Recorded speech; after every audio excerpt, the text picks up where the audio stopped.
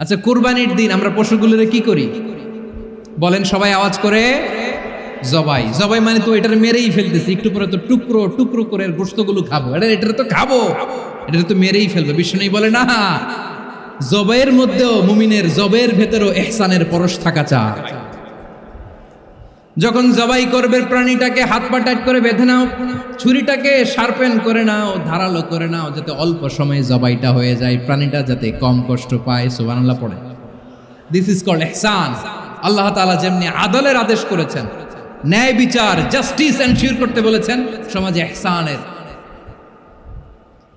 ব্যবহার, ইহসানের অনুশীলন তিনি করতে বলেছেন। এজন্য মুমিনের প্রতিটি কাজে, আমার চট্টগ্রামের ভাইয়েরা আমার দিকে তাকান, খেয়াল করে শুনুন, মুমিন জীবনের প্রতিটি কাজে ইহসানের পরশ থাকা চায়। এরপরে আল্লাহ বললেন, আমি তোমাদেরকে ইহসানের আদেশ দেই। ইন্নাল্লাহা ইয়া'মুরু বিল আদলি ওয়াল ইহসান। আমি তোমাদেরকে যেমনি আদলের নির্দেশনা দেই, তেমনি ভাবে তোমাদেরকে ইহসানের নির্দেশনা দেই। ইহসান, আওয়াজ করে সবাই বলেন তো ইহসান। ইহসান মানে কারো প্রতি সফট হার্টেড হওয়া, মহানুভব হওয়া, অনুগ্রহ পরায়ণ হওয়া, অনুগ্রহশীল হওয়া, একে অপরের প্রতি দয়াদ্র হওয়া। একে অপরের প্রতি দয়াদ্র অনুগ্রহশীল হওয়া ছাড়া মানবিক সমাজ কশিনকালেও গঠন করা সম্ভব না। প্রিয় ভাইয়েরা, সুন্দর আচরণ দিয়ে, ইহসান দিয়ে যা জয় করা যায়, নরম আচরণ দিয়ে যেটা অর্জন করা যায়, কঠোরতা দিয়ে সেটা পারা যায় না। বিষ্ণু ঈসা ইসলাম ইহসান দিয়ে, কোমল আচরণ দিয়ে, তার অনুগ্রহ দিয়ে তিনি অনেক কাফিরের হৃদয়কে জয় করে ফেলেছেন। সাইয়েদনা সুমামা ইবনে উসাল রাদিয়াল্লাহু তাআলা আনহুর কথা মনে পড়ে যায়। তিনি ছিলেন ইয়ামামার বাদশা। মদিনাতে বিশ্বনবীকে হত্যা করার নিয়তে এসেছিলেন, গোপনে গোপনে বিশ্বনবীকে হত্যা করে আবার ইয়ামামাতে তিনি ফিরে যাবেন। কিন্তু কি অবাক করা কাণ্ড, হত্যা করতে পারে নাই, সাহাবাদের হাতে তিনি ধরা পড়ে গেলেন। সাইয়েদনা সুমামা ইবনে উসাল রাদিয়াল্লাহু তাআলা আনহু হত্যার নিয়তে আসলেন, কিন্তু হত্যা করতে পারলেন না। সাহাবারা ওনাকে ধরে ফেললেন, ধরে মসজিদে নববীর পিলারের মধ্যে বেঁধে রাখলেন। সুমামা ইবনে উসাল, সিরাত থেকে শুনে, সিরাত থেকে শোনাচ্ছি, রাদিয়াল্লাহু তাআলা আনহু ইয়ামামার অধিপতি ছিলেন। বিশ্বনবীকে হত্যার জন্য আসছেন, ধরা পড়ে গেছেন, এখন মসজিদে নববীতে বেঁধে রাখছে, তার মানে বন্দী। এখন স্ট্যাটাস কি? বন্দী, ক্যাপটিভ। তো বিষ্ণু ঈসা ইসলাম সাহাবাদেরকে বললেন, তার খোঁজ খবর নিও, সুমামা ইবনে উসালের খোঁজ খবর নিও। সাহাবারা বলেন, ইয়া রাসূলুল্লাহ, আপনাকে হত্যা করতে এসেছে, তার তো কঠিন ক্যাপিটাল পানিশমেন্ট হওয়া দরকার, কঠিন শাস্তি হওয়া দরকার। বিষ্ণু বললেন, না, আমি যেটা জানি তোমরা সেটা জানো না, তোমরা সুমামার সাথে ভালো আচরণ করো। বিশ্বনবী সুমামার কাছে গেলেন। প্রথম দিন যে তিনি কালেমার দাওয়াত দিলেন, ইমানের দাওয়াত দিলেন, ইসলামের দাওয়াত দিলেন, রিসালাতের দাওয়াত দিলেন, আখিরাতের দাওয়াত দিলেন। পরের দিন যে বিশ্বনবী সালাতের দাওয়াত দিলেন, যাকাতের দাওয়াত দিলেন, ইসলাম কি, কিভাবে, কেমন করে পালন করতে হয় চমৎকার আর্টিকুলেট করতে শুরু করলেন। তন্ময় হয়ে সুমামা ইবনে উসাল রাদিয়াল্লাহু তাআলা আনহু বিশ্বনবীর কথাগুলো শুনতে আরম্ভ করলো। একদিন নয়, 2 দিন নয়, টানা 3 দিন বিশ্বনবী সুমামার কাছে ইসলামকে প্রেজেন্ট করেছেন, উপস্থাপন করেছেন। আওয়াজ করে বলেন, কয় দিন? 3 দিন। 3 দিন মসজিদে নববীতে বাঁধা। আর সাহাবীদেরকে বললেন, তার খোঁজ খবর নিও, তোমরা যে রুটি বানাও এর মধ্যে সবচেয়ে ভালো আটার রুটিটা তারে দিও, সবচেয়ে রিফাইন্ড খেজুর, যেটা পিওর খেজুর, এটা তারে দিও। আর বিশ্বনবী নিজের ওট থেকে দুধ দহন করে ওনার বাড়ির এক কর্মচারীকে বলেছেন, দুধ দহন করে সুমামার জন্য নিয়ে যাবে। সুবহানাল্লাহ পড়বেন না? সবাই তো অবাক, ইয়ামামা থেকে আসছে নবীকে হত্যা করতে, বিশ্বনবী দেখে তারে জামাই আদর করে। 1 দিন নয়, 2 দিন নয়, টানা 3 দিন বিশ্বনবী এভাবে সুমামার কাছে যেয়ে ইসলামকে প্রেজেন্ট করতে আরম্ভ করলেন, ইসলামকে উপস্থাপন করতে শুরু করলেন।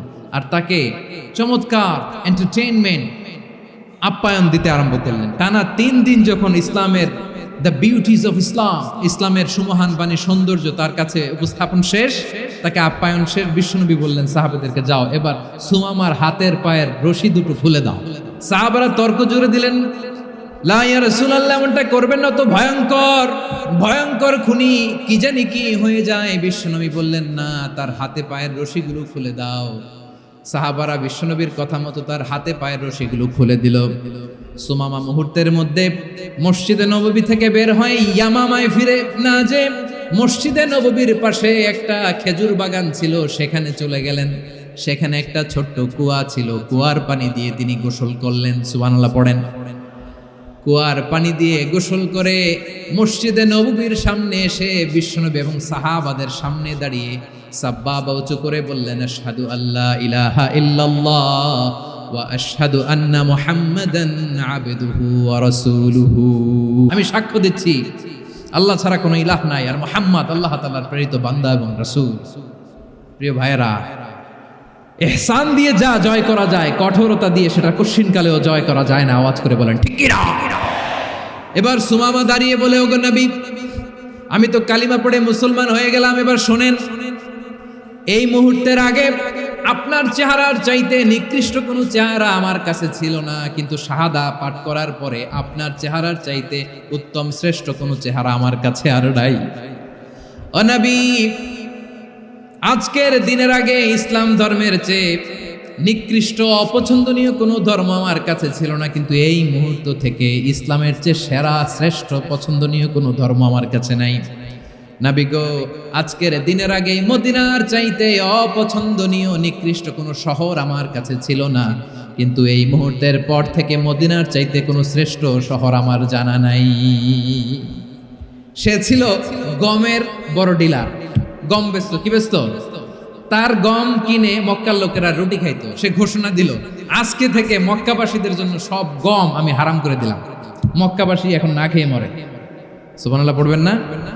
মক্কাবাসী বিশ্বনবীর কাছে আসলেন, এসে বললেন, মুহাম্মদ, আমরা তো তোমার ভাই, তোমার চাচা, তোমার ভাতিজা, তোমার আত্মীয়, তুমি সুমামারে বলো সে যেন আবার গমের সাপ্লাই মক্কার জন্য অনুমতি দিয়ে দেয়। বিশ্বনবীর অনুমতি ক্রমে সুমামা আবার মক্কাতে গম পাঠাতে শুরু করলো। পড়েন সুবহানাল্লাহ। ইহসান, ইহসান দিয়ে আপনি যেটা জয় করতে পারবেন, you can win the heart of your enemies. ইহসান দিয়ে আপনি আপনার শত্রুর হৃদয়কে জয় করতে পারবেন। এজন্য আল্লাহ বললেন, ওয়া আনফিকু ফি সাবিলিল্লাহি ওয়া লা তুলকু বিআইদিকুম ইলাত তাহলুকা ওয়া আহসিনু ইন্নাল্লাহা ইউহিব্বুল মুহসিনিন। তোমরা আল্লাহর রাস্তায় দান করবে আর নিজেরা নিজেদেরকে ধ্বংসের হাতে ঠেলে দিও না। তোমরা একে অপরের প্রতি ইহসান করবে, কারণ ইহসানকারীদেরকে আল্লাহ বড্ড ভালোবাসেন। সুবহানাল্লাহ পড়েন। আবার সূরা রহমানে আল্লাহ বললেন, হাল জাযাউল ইহসানি ইল্লাল ইহসান ফাবিআইয়ি আলা, সবাই পড়েন, ফাবিআইয়ি আলাই রাব্বিকুমা তুকাযযিবান। ইহসানের প্রতিদান হিসেবে ইহসানি হয়। বিশ্বনবী সুমামার প্রতি যেমন ইহসান করেছেন, সুমামাও ঠিক তেমন ইহসান ফিরিয়ে দিয়েছে। ঠিক কিনা বলেন? তাহলে এক নম্বরে হচ্ছে আদ, ন্যায় বিচার। দুই নম্বরে সবাই বলেন ইহসান, সদাচরণ। ইহসান দুই ধরনের প্রিয় ভাইরা, ইহসান ফিল ইবাদা, ইহসান ফিল মুআমালা। ইহসান ফিল ইবাদা হচ্ছে একাগ্র অনুভবে ইবাদতে ডুব দেওয়া, এর নাম ইবাদতের ইহসান। সুবহানাল্লাহ পড়ুন। বিশ্বনবী বলেন, ইহসান মানে কি জানো নাকি? হাদিসে জিবরিলে সাইয়েদনা জিবরিল আলাইহিস সালাম বিশ্বনবীকে বললেন, আখবিরনি আনিল ইহসান। নবী আমাদেরকে বলেন ইহসান মানে কি? বিশ্বনবী বললেন, আনতা আবুদাল্লাহা কাআন্নাকা তারাহু ফাইন লাম তাকুন তারাহু ফাইন্নাহু ইয়ারাক। ইহসান মানে হলো এমন ভাবে তুমি আল্লাহর সামনে নিজেকে উজাড় করে ইবাদত করবে, তুমি ভাববে তুমি আল্লাহকে দেখতে পাচ্ছ। আর এটা যদি ভাবা তোমার জন্য কঠিন হয়ে যায়, অন্তত এতটুকু তুমি ভাববা যে আল্লাহ তোমাকে দেখতে পাচ্ছেন। ঠিক কিনা বলেন? ও আমার বীর চট্টলার ভাইয়েরা, কেউ যেটা দেখে না সেটা দেখে কে? এই বিশ্বাস হৃদয়ের মধ্যে আছে? নামাজে যখন দাঁড়ান এই ফিলিংসটা আনা যাবে? এসা পর্যন্ত যে আমরা হায়াত পাবো কোনো গ্যারান্টি আছে? সবাই আওয়াজ করে বলেন, গ্যারান্টি আছে? গ্যারান্টি নাই। এজন্য বিষ্ণু ইসলাম বলেছে, এমন ভাবে নামাজে দাঁড়াও, ইবাদত করো, মনে করো হতে পারে এটাই আমার জীবনের শেষ নামাজ। Perform the salah as if this is your last and final prayer.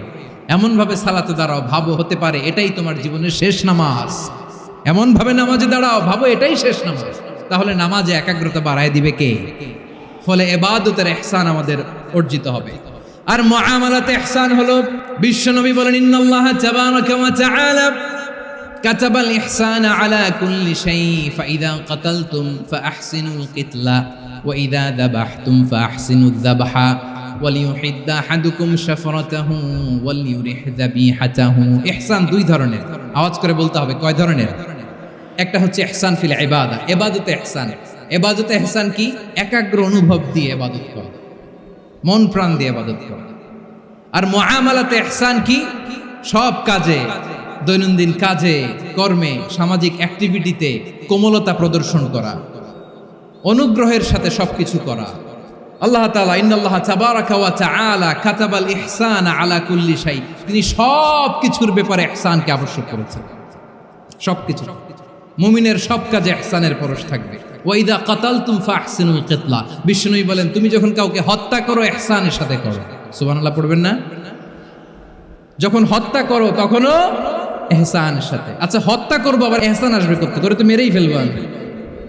আল্লাহ, ও ভাই একজন খুন করেছে, খুনি, রাষ্ট্রীয় আইনে তার শাস্তি হয়েছে ডেথ পেনাল্টি, মৃত্যুদণ্ড। এখন মৃত্যুদণ্ড দেখে আপনি যেমনি মন চায় তেমনি মারবেন লোকটারে? ওর নাক কেটে ফেলতে পারবেন? ওর কান কাটতে পারবেন? ওর চোখ উপড়ে ফেলতে পারবেন আপনি? যেমন মন চায় তার অঙ্গহানি করা যাবে না। ইহসানের সাথে তাকে হত্যা করা। সুবহানাল্লাহ, this is Islam, this is the true essence of Islam. ওয়া ইযা যাবাহতুম ফাহসিনুয যাবহা, যখন জবাই করবে তখনও ইহসানের সাথে জবাই করবে। করব জবাই, ওইখানেও নাকি ইহসান। আচ্ছা কুরবানির দিন আমরা পশুগুলোরে কি করি বলেন সবাই আওয়াজ করে? জবাই। জবাই মানে তো এটার মেরেই ফেলতেছি, একটু পরে তো টুকরো টুকরো করে গোশতগুলো খাবো, এটা তো খাবো, এটা তো মেরেই ফেলবে। বিষ্ণু বলে না, জবাইয়ের মধ্যেও মুমিনের জবের ভেতরেও ইহসানের পরশ থাকা চায়। যখন জবাই করবে প্রাণীটাকে হাত পা টাইট করে বেঁধে নাও, ছুরিটাকে শার্পেন করে নাও, ধারালো করে নাও, যাতে অল্প সময়ে জবাইটা হয়ে যায়, প্রাণীটা যাতে কম কষ্ট পায়। সুবহানাল্লাহ পড়ে। দিস ইজ কল্ড ইহসান। আল্লাহ তাআলা যেমনি আদলের আদেশ করেছেন, ন্যায় বিচার, জাস্টিস এনশিওর করতে বলেছেন, সমাজে ইহসানের ব্যবহার, ইহসানের অনুশীলন তিনি করতে বলেছেন। এজন্য মুমিনের প্রতিটি কাজে, আমার চট্টগ্রামের ভাইয়েরা আমার দিকে তাকান, খেয়াল করে শুনুন, মুমিন জীবনের প্রতিটি কাজে ইহসানের পরশ থাকা চায়। আমরা যেন আমাদের পরিবারের প্রতি ইহসান করি, আমরা যেন আমাদের কর্মচারীদের প্রতি ইহসান করি, আমরা যেন আমাদের কলিগদের প্রতি ইহসান করি, আমরা যেন আমাদের ভাইদের প্রতি ইহসান করি। মুমিন জীবনের প্রতি কাজে ইহসানের পরশ থাকার দরকার আছে না নাই? কথা বুঝতে পেরেছেন? তাহলে আল্লাহ তাআলার তিনটা আদেশ ছিল, কয়টা গেল? প্রথমে কি ছিল? আদল।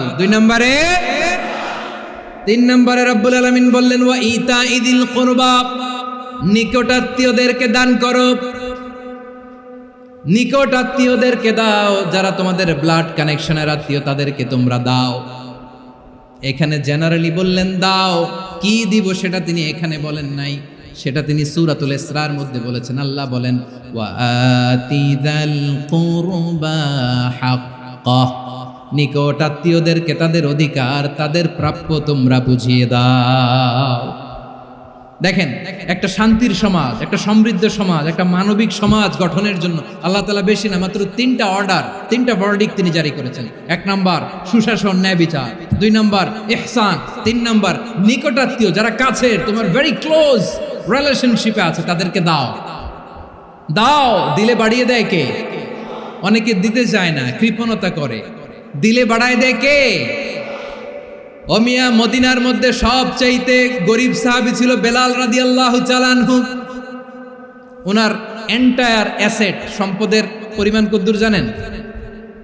একটা লুঙ্গি। বেলাল রাদিয়াল্লাহু তাআলা আনহু, ওনার টোটাল ওয়েলথের এস্টিমেশন হচ্ছে মাত্র একটা লুঙ্গি। একটা লুঙ্গি, টোটাল ওয়েলথ এস্টিমেশন, টোটাল সম্পদের পরিমাণ বেলাল রাদিয়াল্লাহু তাআলা আনহুর কি ছিল? ওই বেলাল রাদিয়াল্লাহু তাআলা আনহুকে বিষ্ণু ইসলাম বলেছেন আনফিক ইয়া বেলাল, ও বেলাল তুমিও দাও। ওয়ালা তাখশা মিন যিল আরশি ইখলালা, আরশের অধিপতির তো কোনো ঘাটতি নাই, তুমি দিলে ওই আল্লাহ তোমারে বাড়ায় দিবে। এজন্য আমার প্রিয় ভাইয়েরা, দিলে কমে না, দিলে বাড়ে। অনেকে ধরে রাখে, নতুন কিছু নিতে পারে না, হাত দিয়ে যেটা ধরে রেখেছেন এটা দিয়ে দেন, বড় একটা ধরার সুযোগ পাবেন। জোরে বলেন ঠিক কিনা? রব্বুল আলামিন বললেন 3 নাম্বার আদেশ হলো তোমাদের প্রতি সমাজটারে কেমন করে মানবিক সমাজ, সুন্দর সমাজ গড়বা। 3 নাম্বার আদেশ হলো ওয়াআতিদাল কুরবা হাক্কা, নিকটাত্মীয়দেরকে তাদের প্রাপ্য বুঝিয়ে দাও। এই নিকটাত্মীয়দেরকে তাদের অধিকার বুঝিয়ে দেওয়া, প্রাপ্য বুঝিয়ে দেওয়াতে আমাদের গাফলতি আছে না নাই? অনেকে দেখবেন অনেক আল্লাহওয়ালা, তাহাজ্জুদ গুজার, সেজদা দিতে দিতে কপালে কালো দাগ ফেলে দিছে, সে তার বোনের হকটা আদায় করে নাই, আছে না নাই? অনেক বড় হাজী সাহেব, বিশাল লম্বা দাড়ি, ছেলেরে সব দিয়ে দিছে, মেয়েরে কিছু দেয় নাই, মেয়ের হক আদায় করে নাই, আছে না নাই? এই হাজী সাহেবেরা, এই আল্লাহওয়ালারা কিয়ামতের ময়দানে আটকে যাবে। আপনি অন্যের অধিকার নষ্ট করেছেন, তাদের রাইটসকে ভায়োলেট করেছেন। এজন্য আল্লাহ তাআলা বলেন, কারো অধিকার যদি কেউ নষ্ট করে, ওই সমাজটা মানবিক সমাজ কঠিনকালেও হতে পারে না। এজন্য 3 নম্বর আল্লাহ বললেন ওয়া ইতা ইদিল কুরবা, নিকটাত্মীয়দেরকে দাও। কি দিবা? তাদের অধিকার দিয়ে দাও। বোনের অধিকার বুঝিয়ে দাও, মেয়ের অধিকার বুঝিয়ে দাও, ফুফুর অধিকার বুঝিয়ে দাও। দেখবেন অনেক মায়েরা ছেলের পাতে মুরগির রান দেয়, মেয়ের পাতে দেয় মুরগির ঠ্যাং। তো মেয়ের কি মুরগির রান খেতে মনে যায় না? মনে যায় না? এমনটা করা যাবে না। নিকটাত্মীয়দেরকে অধিকার দিয়ে দাও, নিকটাত্মীয়ের সাথে সুসম্পর্ক রাখো। আদেশটা কার? এজন্য প্রিয় ভাইয়েরা, জীবনে যদি বারাকা অর্জন করতে চান, নিকটাত্মীয়দের সাথে সুসম্পর্ক রাখতে হবে, তাদের জন্য উপহার পাঠাতে হবে। বিশ্বনবী বলেন লা ইয়াদখুলুল জান্নাতা কাতে, যে ব্যক্তি আত্মীয়তার সম্পর্ককে ছিন্ন করে দেয়, সে কঠিনকালেও আল্লাহর জান্নাতে ঢুকবে না। আপনি কি এটারে সহজ হাদিস মনে করছেন? এটা সহজ কথা? আপনি ভাবছেন আপনার নামাজ আপনারে বাঁচাতে পারবে, আপনার রোজা বাঁচাতে পারবে, আপনার তাহাজ্জুদ আপনারে বাঁচাতে পারবে? অধিকার নষ্ট করলে কিছুই আপনারে বাঁচাতে পারবে না। এজন্য নিকট আত্মীয়দেরকে দিতে হবে বেশি বেশি। বিশ্বনবী বলেন ইন্না সাদাকাতা আলাল মিসকিনি সাদাকা ওয়া আলা যির রাহিমি ইসনাতান সাদাকাতুন ওয়া সিলা। মিসকিনরে দান করলে শুধু দানের সওয়াব হয়, নিকট আত্মীয়কে দান করলে 2টার সওয়াব হয়, সাদাকার সওয়াব হয়, আবার আত্মীয়তার বন্ধন অটুট রাখার সওয়াব হয়ে যায়। আবার বিশ্বনবী বললেন মান সাররাহু আইয়ুবসাতা লাহু ফি রিজকিহি ওয়া ইনসালাহু ফি আসারিহি ফালইয়াসিল রাহিমা। যে ব্যক্তি তার রিজিকের প্রশস্ততা চায় আর হায়াতে বরকত চায়, সে যেন তার আত্মীয়ের সাথে সুসম্পর্ক রাখে। আমার প্রিয় চট্টলার ভাইয়েরা, আমাদের রিজিক বাড়ুক, এটা আমরা চাই কি চাই না? সবাই চান? হ্যাঁ, আমাদের রিজিকে প্রশস্ততা আসুক, চাই কি চাই না?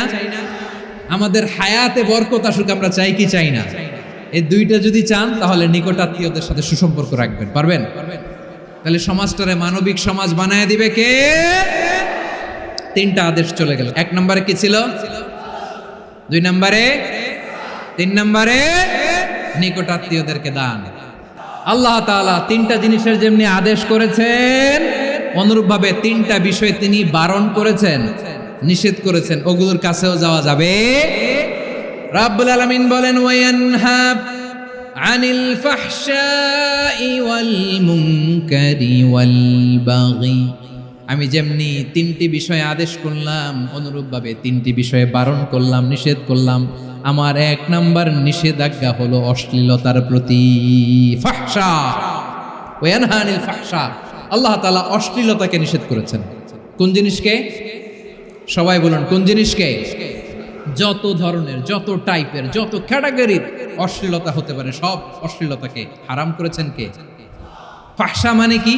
কথায়, কাজে, আচরণে, কমেন্ট, ফেসবুকের কমেন্টসে যত ধরনের নোংরামো আছে, যত ধরনের অশ্লীলতা আছে, এটাকে আরবিতে বলে ফাহশা। রাব্বুল আলামিন বলেন কুল ইন্নামা حرم ربي الفواحش ما ظهر منها وما بطن ও নবী, আপনি বলে দেন আমার রব প্রকাশ্য অপ্রকাশ্য, স্পষ্ট কিংবা অস্পষ্ট, দৃশ্যমান কিংবা অদৃশ্যমান সব অশ্লীলতাকে হারাম করেছেন। সব ধরনের অশ্লীলতা হারাম। আল্লাহ তাআলা আমাদেরকে অশ্লীলতা থেকে বাঁচান। এবার বলেন, আমাদের সমাজে অশ্লীলতা আছে না নাই? অশ্লীলতা নানা ভাবে, নানা নামে, নানা মোড়কে আমাদের সমাজে আছে না নাই?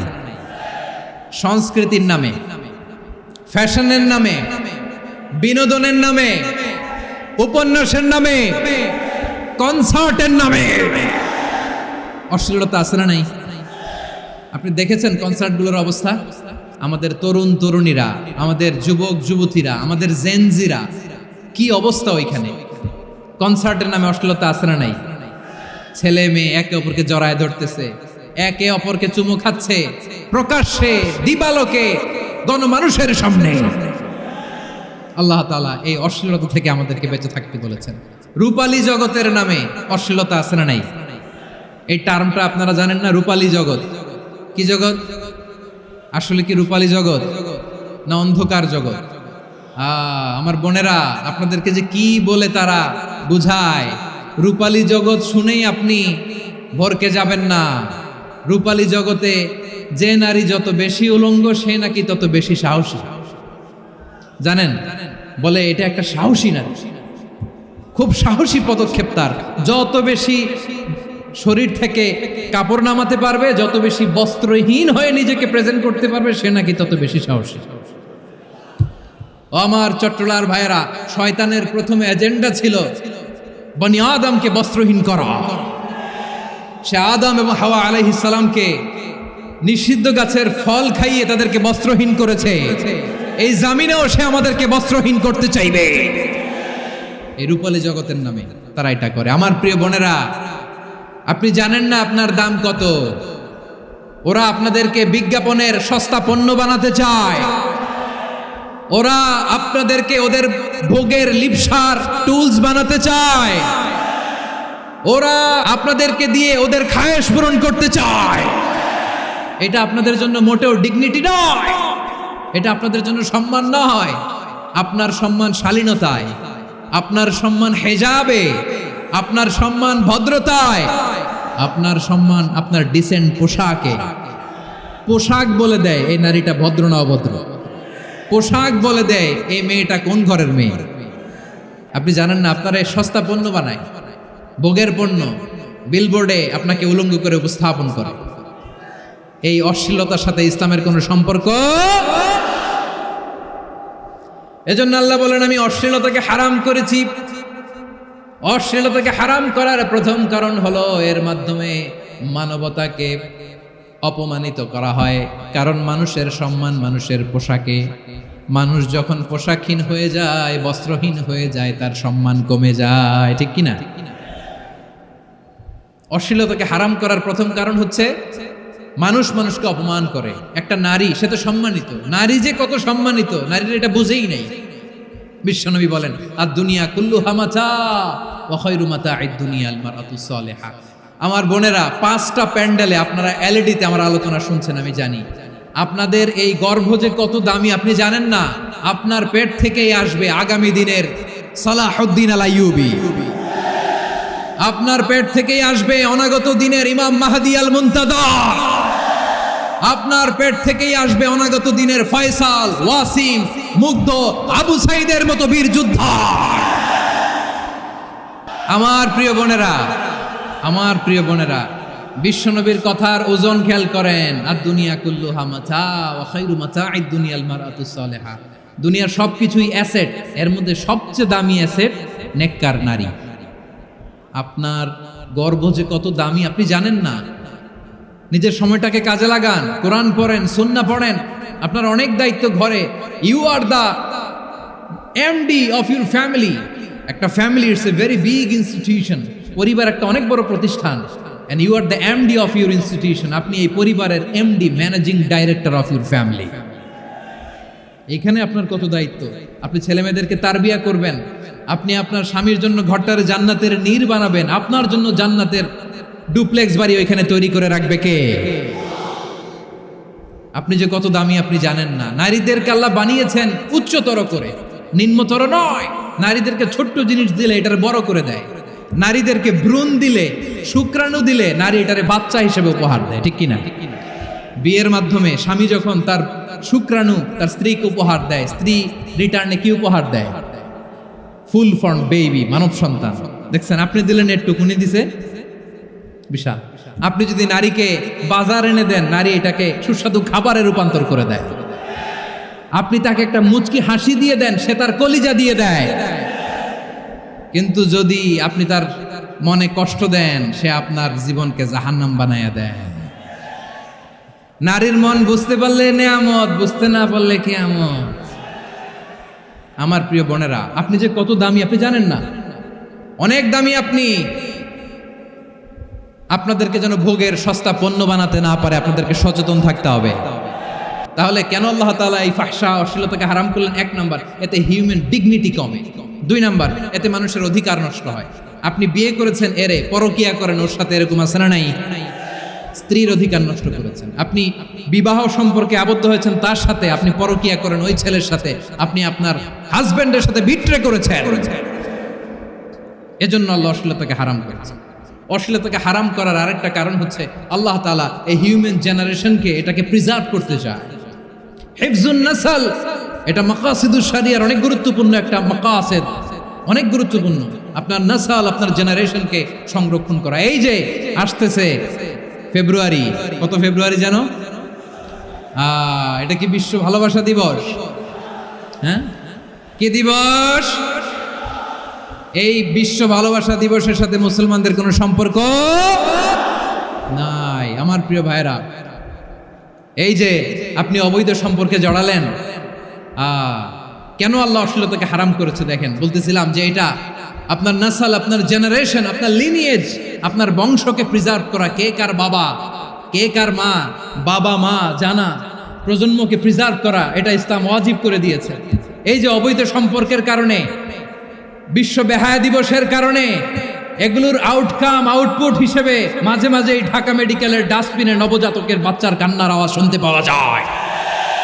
চট্টগ্রাম মেডিকেলের ডাস্টবিনে নবজাতকের কান্না শুনতে পাওয়া যায়। বীর চট্টলার মুসলমানেরা বুঝতে পারলে আওয়াজ করে বলেন, এই যে চট্টগ্রাম মেডিকেলে যে নবজাতকটা পাওয়া গেল, ওর বাবাকে আমাকে বলেন, ওর মাকে, ও কোন ফ্যামিলির সন্তান কেউ জানে? আপনি হিউম্যান ডিগনিটিকে অপমান করেছেন না? আপনি তার ভবিষ্যৎকে অন্ধকার করেছেন না?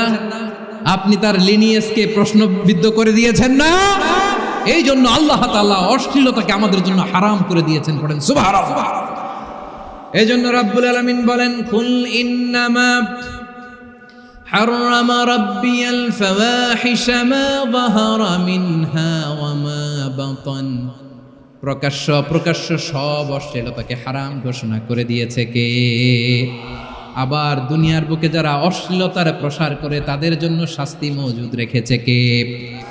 রাব্বুল আলামিন বলেন, ইন্নাল্লাযীনা ইউহিব্বুনা আন তাশিআল ফাহিশাতু ফিল্লাযীনা আমানু লাহুম আযাবুন আলীমুন ফিদ দুনিয়া ওয়াল আখিরাতি ওয়াল্লাহু ইয়ালামু ওয়া আনতুম লা তা'লামুন। নিশ্চয়ই যারা বিশ্বাসীদের মাঝে অশ্লীলতার প্রচার প্রসার করতে চায় তাদের জন্য আমি মর্মন্তুদ শাস্তি প্রস্তুত করে রেখেছি, দুনিয়াতেও রেখেছি, আখিরাতেও রেখেছি। ঘোষণাটা কার? যারা এই নাটকের নামে, সিনেমার নামে, রূপালী জগতের নামে, মুভির নামে, ওটিটি প্ল্যাটফর্মের নামে আমার সমাজে অশ্লীলতা ছড়াতে চায়, তাদের জন্য কঠিন মর্মন্তুদ শাস্তি মজুদ রেখে দিয়েছে কে? ও আমার বোনেরা, এখনো আপনি জাগবেন না? এখনো আপনার চিন্তার দুয়ারে এখনো নাড়া পড়ে নাই? ওরা আপনাকে উলঙ্গ বানাতে চায়, ওরা আপনাকে আইটেম গার্ল বানাতে চায়। এজন্য ইসলাম অশ্লীলতাকে হারাম করেছে। হারাম।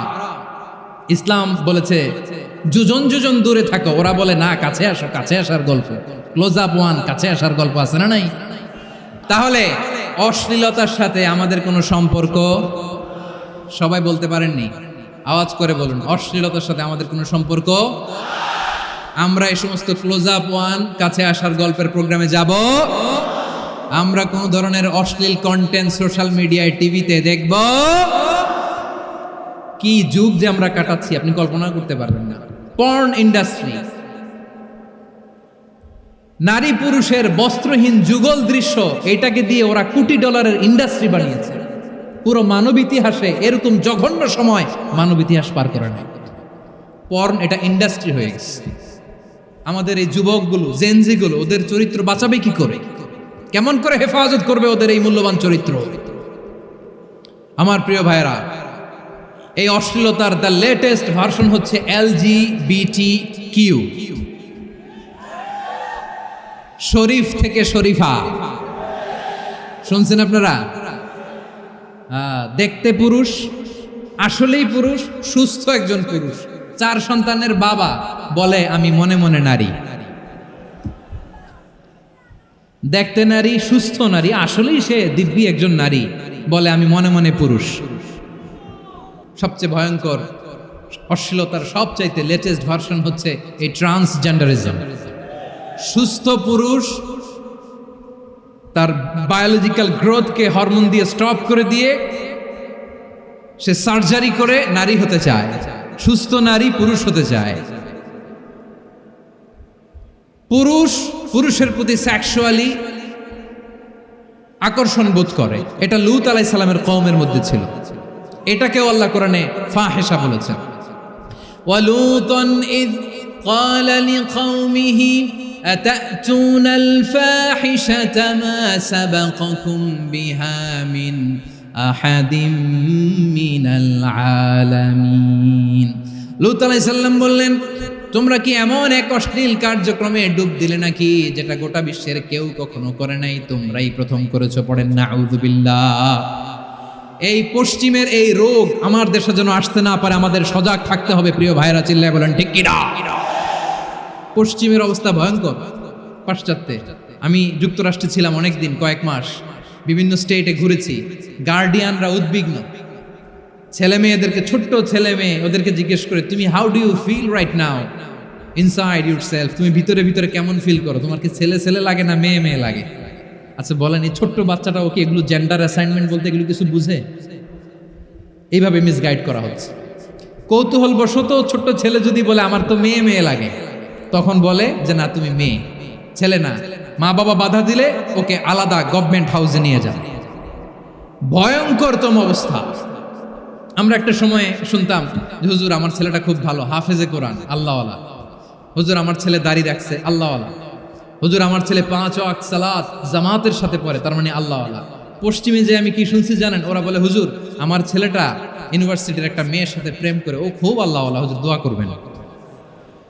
এর কারণ ওদের কাছে আল্লাহওয়ালার ক্রাইটেরিয়া হচ্ছে হুজুর আমার ছেলেটা আরেক ছেলের পছন্দ করে নাই, আমার মেয়েটা আরেক মেয়েকে ভালোবাসে নাই, এজন্য আমার ছেলেটা আল্লাহওয়ালা, হুজুর ওর জন্য একটু দোয়া করে দিয়েন।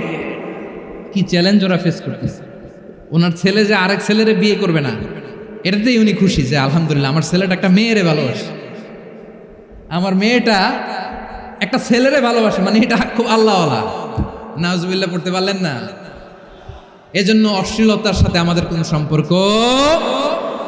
রব্বুল আলামিন বলেন ওয়ায়ানহা আনিল ফাহশাই ওয়াল মুনকারি ওয়াল বাগি। 3টা জিনিসকে আমি নিষিদ্ধ করলাম। 1 নাম্বার হলো ফাহশা, অশ্লীলতা। 2 নম্বরে হলো মুনকার, সমস্ত মন্দ কাজ।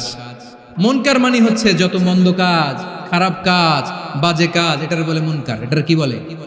আপনারা পড়ছেন না, তা'মুরুনা বিল মা'রুফি ওয়া তানহাউনা আনিল মুনকার। সৎ কাজের আদেশ, অসৎ কাজের নিষেধ।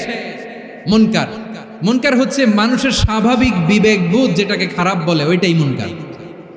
পৃথিবীর সব আসমানি গ্রন্থ যেটাকে খারাপ বলেছে, মানুষের স্বাভাবিক বিবেকবোধ যেটাকে খারাপ বলেছে, এগুলো সব মুনকার। যেমন ইফটিজিং, এটা কি ভালো না খারাপ?